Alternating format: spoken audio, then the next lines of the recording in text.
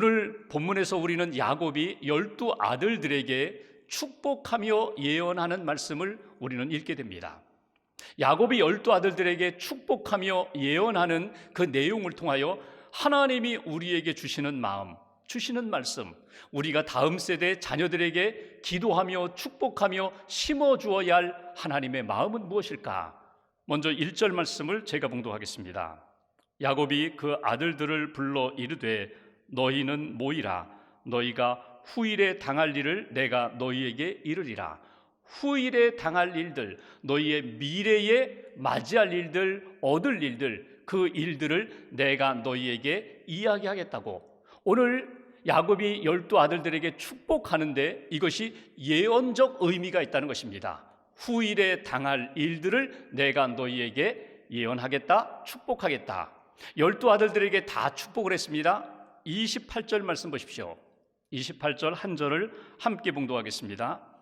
이들은 이스라엘의 12지파라. 이와 같이 그들의 아버지가 그들에게 말하고 그들에게 축복하였으니 곧 그들 각 사람의 분량대로 축복하였더라. 아멘.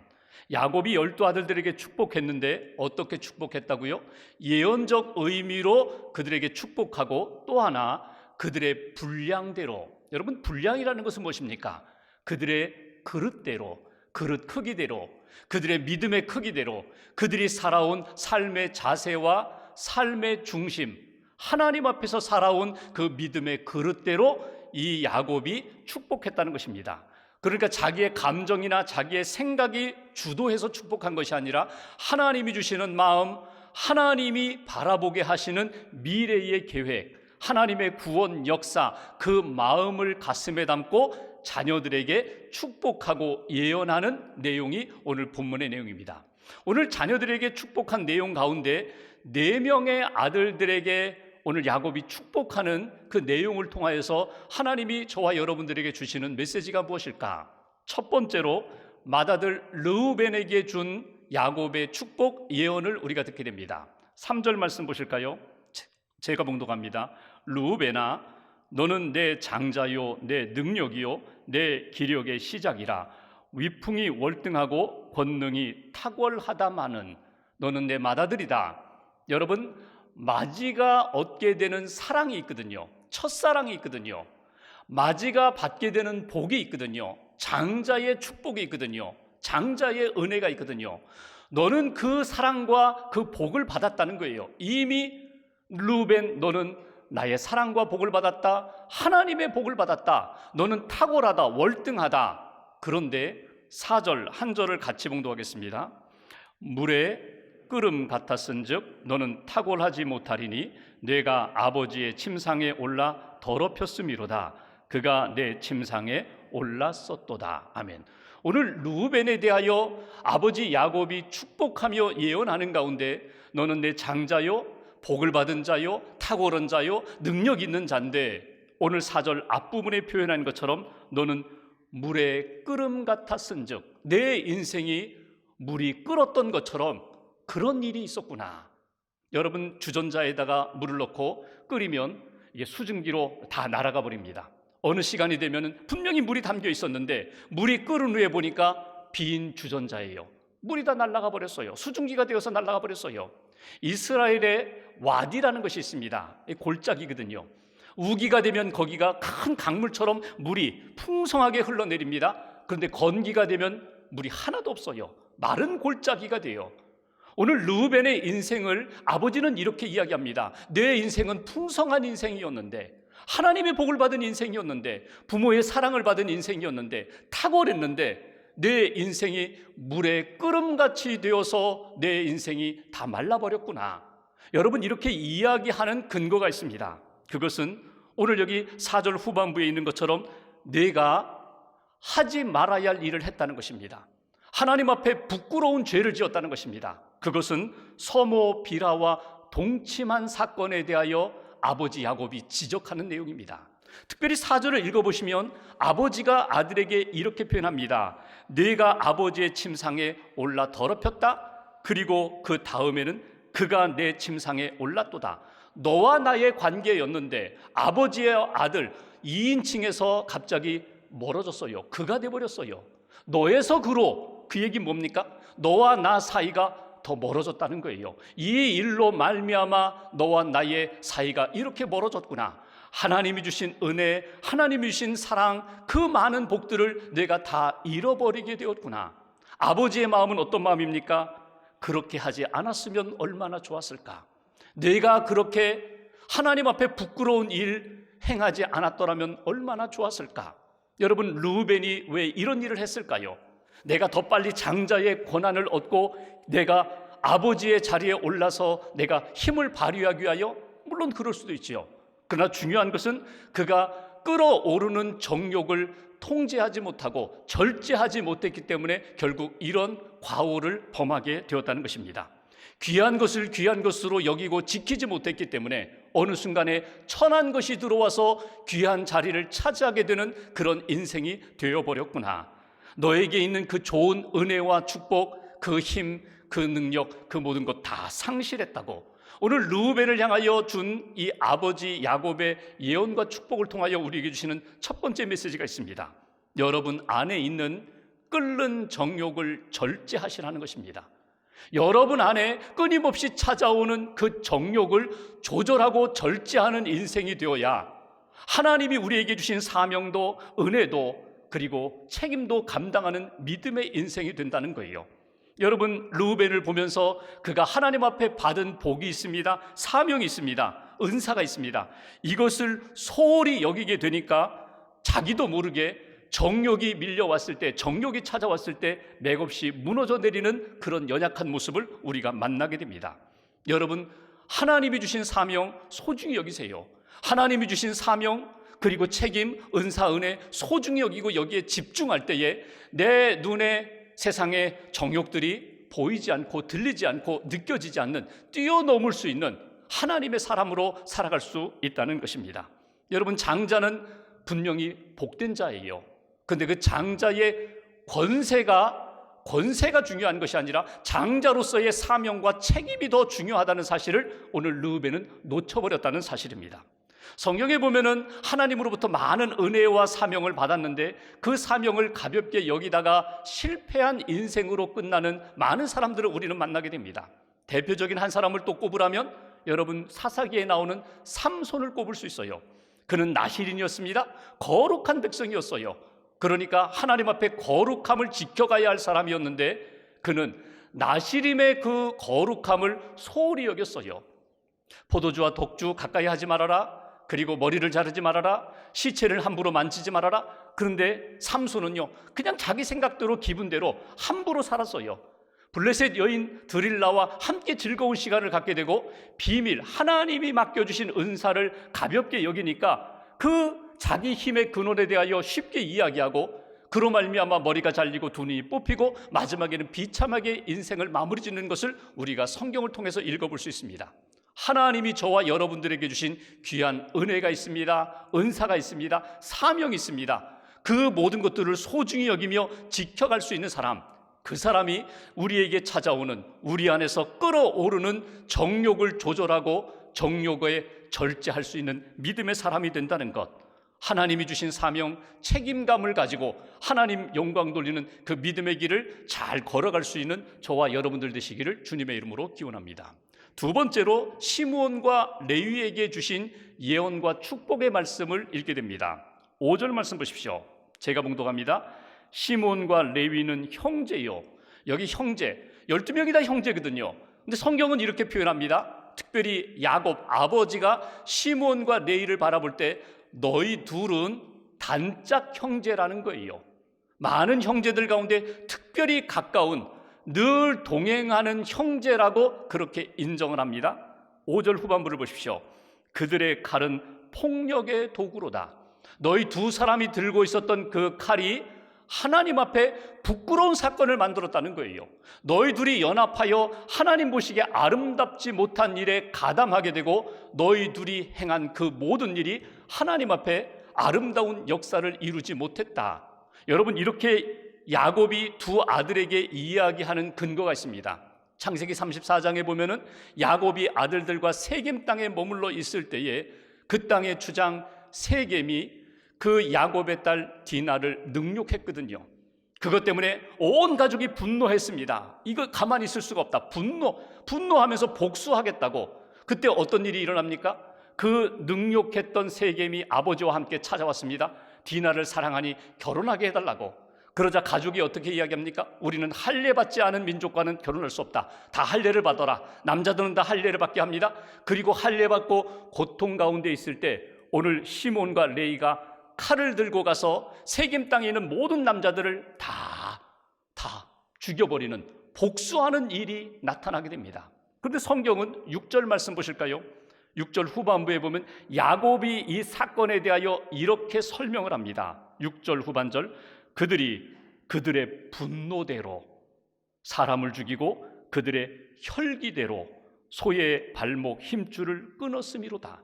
너희들이 한 이 일이 분노, 그리고 혈기, 그리고 과도한 폭력으로 말미암아 너희들이 복수했다. 6절 끝부분에 보시면 소의 발목 힘줄을 끊었다. 여러분, 전쟁에서 패하면요, 그 패잔병들, 패한 나라의 말의 발목 힘줄을 끊어요. 다시는 전쟁을 일으키지 못하도록. 근데 오늘 이 시몬과 레이는 어떻게 했다고요? 세겜 땅에 있는 사람들의 그 가축, 소의 발목 힘줄을 끊었다는 것은 무엇입니까? 생계를 끊었다는 거예요. 산업이 일어나지 못하도록 경제적인 타격을 안겨주었다는 것입니다. 하나님 보시기에 이것은 과도한 폭력이었다. 그로 말미암아 7절 후반부를 보십시오. 하나님이 야곱을 통하여 그 시몬과 레위에 대하여 이렇게 예언을 하십니다. 7절 끝부분, 이스라엘 중에서 흩으리로다. 너희들은 흩어지리라. 너희 둘이 연합하여 힘을 모아서 이렇게 분노하고 혈기를 부리고 그리고 과도하게 폭력을 행함으로 하나님 보시기에 아름답지 못한 일을 했는데 이제는 너희 둘이 연합하지 못하리라. 마음으로 뜻으로 하나 되지 못하리라. 흩어지게 되리라. 너희 후손들이 이스라엘 역사 가운데 약해지리라. 흩어지게 되리라. 여러분, 이스라엘 역사를 보시면 이스라엘 백성들이 애굽에서 나올 때 남자 장정만 60만 명이 나왔어요. 출애굽한 다음에 각 지파별로 인구를 조사할 때 시므온 지파의 그 인구는 59,300여 명, 약 6만 명가량이었거든요. 40년이 지났어요. 여전히 이스라엘 백성의 남자 장정 수는 크게 달라지지 않았습니다. 그런데 시므온 지파의 수는 몇 명이었는지 아세요? 22,000명, 거의 3분의 1로 줄어들었다는 거예요. 그 가장 인구가 줄어든 지파가 시므온 지파고 가장 작은 지파가 시므온 지파가 되어버렸어요. 그들이 유다 지파의 땅에 들어가서 성읍을 이루고 살았지만 결국은 나중에 유다 지파에 흡수되어 버리는 것을 보게 됩니다. 하나님 앞에서 연합하여 거룩한 일을 만들지 못하고 악을 도모했던 그 두 지파, 시므온 지파는 이렇게 흩어지게 되리라, 약해지게 되리라, 사라지게 되리라. 여러분, 레위 지파는 어떻습니까? 레위 지파는요 다 흩어지게 돼요. 기업 땅을 받지 못하게 돼요. 너희들은 제사장 지파가 되어라. 그래서 하나님 앞에 예배드리고 제사 드리는 일에 섬기는 자들이 되어라. 오늘 이 두 지파에 대하여 아버지 야곱이 예언하는 것을 통하여 우리에게 주시는 영적 메시지가 있어요. 6절 앞부분을 보실까요? 오늘 우리에게 주시는 두 번째 메시지, 내 호나 그들의 모의에 상관하지 말지어다. 내 영광아 그들의 집회에 참여하지 말지어다. 여러분, 이 얘기가 무슨 이야기입니까? 어떤 악한 의도를 가지고 죄와 유혹거리가 있는 그런 모임이라면 들어가지 말아라. 일으키지 말아라. 참여하지 말아라. 이것을 신앙적으로 해석을 한다면 오늘 우리에게 주시는 두 번째 메시지가 있습니다. 시몬 레위 지파의 삶을 보면서 꼭 기억하라. 우리에게 주시는 두 번째 메시지, 선한 모임에 참여하라는 거예요.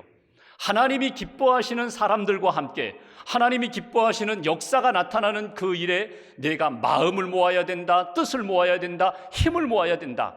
그렇지 않은 자리라면 그것이 사람들 보기에 아무리 좋은 그런 모임이라 할지라도, 사람들 보이기에 아무리 좋은 그런 동지라 할지라도 함께하는 것은 하나님이 기뻐하시는 일이 아니야. 하나님이 기뻐하시는 선한 모임, 선한 단짝을 붙잡고 그와 동행하는 인생이 되라고. 여러분, 하나님이 기뻐하시는 선한 역사가 무엇일까요? 우리가 인생을 살아가면서 단짝을 만날 때가 있거든요. 배우자를 만나게 됩니다. 단짝 배우자예요. 단짝 부부예요. 그런데 그 부부 중에 한 사람이 낙심을 했어요. 그러면 함께 낙심하면 단짝일까요? 아니요. 낙심했으면 붙들어 일으켜주고 소망을 주는 것, 그것이 하나님이 기뻐하는 부부거든요. 곁길로 빠졌어요. 내 남편이 곁길로 빠졌어요. 그러면 여러분, 믿음의 아내가 기도하면서 그 남편이 다시금 돌아올 수 있도록 이끌어주는 부부가 하나님이 기뻐하시는 부부예요. 내 남편이 그쪽으로 갔으니까 나도 그냥 함께, 동반자니까 가겠다고 함께 가는, 기울어지는, 악으로, 죄로, 유혹으로 기울어지는 그런 부부는 하나님이 기뻐하시는 부부가 아니라는 거예요. 믿음의 동역자들을 만났습니다. 성도들을 만났습니다. 함께 기도하는 동역자, 함께 봉사하고 선교하는 동역자를 만났어요. 단짝 성도예요. 그 단짝 성도가 어디에서 함께 하나님 앞에 영광을 돌려야 되는가? 믿음의 자리에서 하나님 기뻐하시는 뜻을 세우고 기도하며 협력하며 하나님의 영광의 일들을 경험하는 것, 그것이 하나님이 기뻐하시는 믿음의 역사다. 죄 짓는 일에 참여하지 말고 하나님의 선한 뜻을 이루는 일에 힘을 쏟고 마음을 모으고 뜻을 모으라고.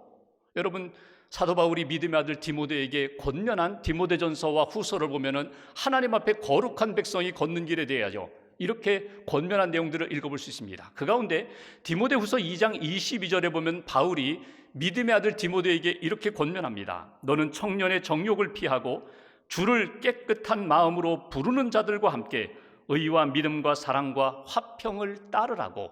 여기 주목할 것은 주를 깨끗한 마음으로, 믿음으로 부르는 자들, 예수님의 이름을 부르는 자들, 성령님을 의지하면서 그 힘을 의지하면서 찬양하며 기도하는 그 사람과 함께 의와 사랑과 화평, 믿음을 따라가라고, 함께하라고. 여러분, 하나님이 우리에게 많은 은사를 주셨습니다. 하나님이 기뻐하시는 일들을 만들 수 있도록 지혜와 믿음을 주셨습니다. 그러면 나 자신이 먼저 선한 사람, 믿음의 사람이 되셔야 돼요. 그리고 선한 사람들 함께 하나님이 기뻐하시는 일에 에너지를 쏟아라. 시간을 쏟아라. 물질을 쏟아라. 하나님이 기뻐하지 않는 일에 가담하지 말아라. 기웃거리지 말아라. 마음을 쏟지 말아라. 이것이 오늘 우리에게 주신 두 번째 메시지입니다. 오늘 시므온과 레위의 삶을 보면서 악으로 하나 되는 그런 역사가 아니라 선한 것들로 하나 되는 믿음의 동반자들, 믿음의 동역자들 되어라. 이것이 오늘 우리에게 주시는 두 번째 메시지입니다.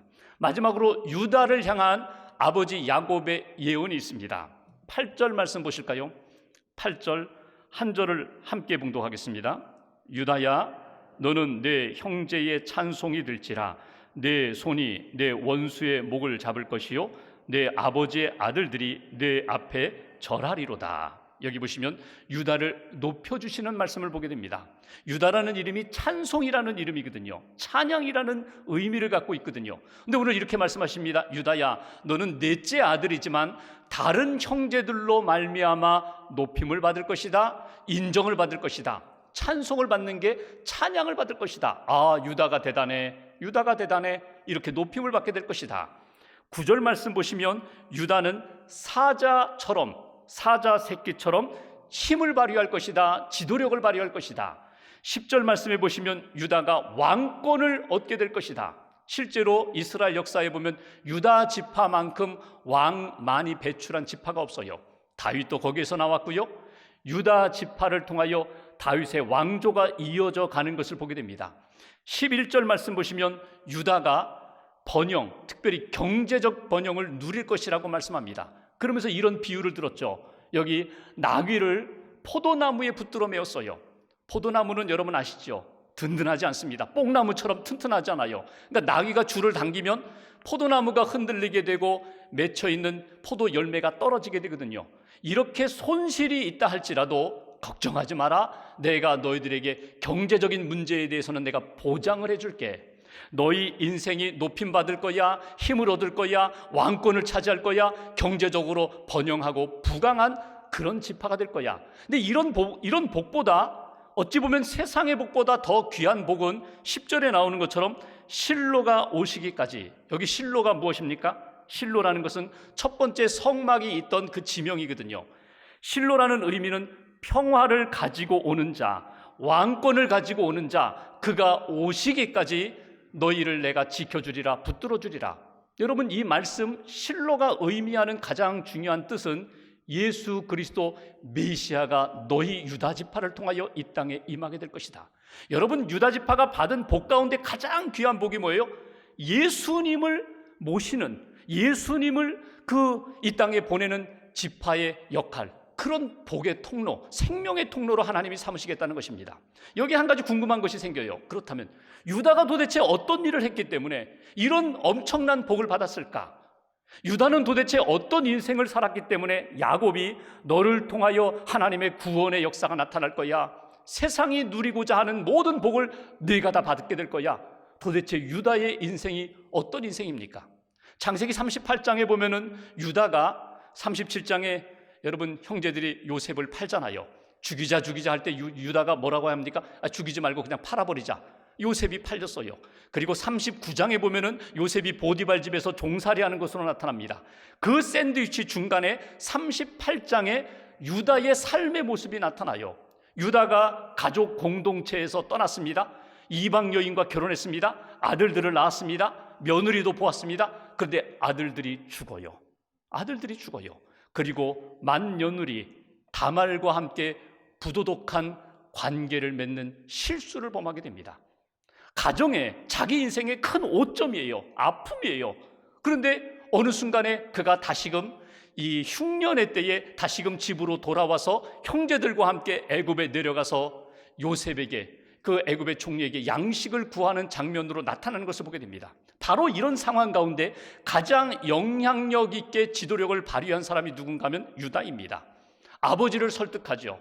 베냐민이 인질로 잡힌다고 할 때 제가 책임지고 데려오겠습니다. 그리고 요셉, 애굽의 총리 앞에 설득을 하게 됩니다. 그리고 내가 인질로 잡히겠으니 다른 형제들은 다 돌려보내달라고.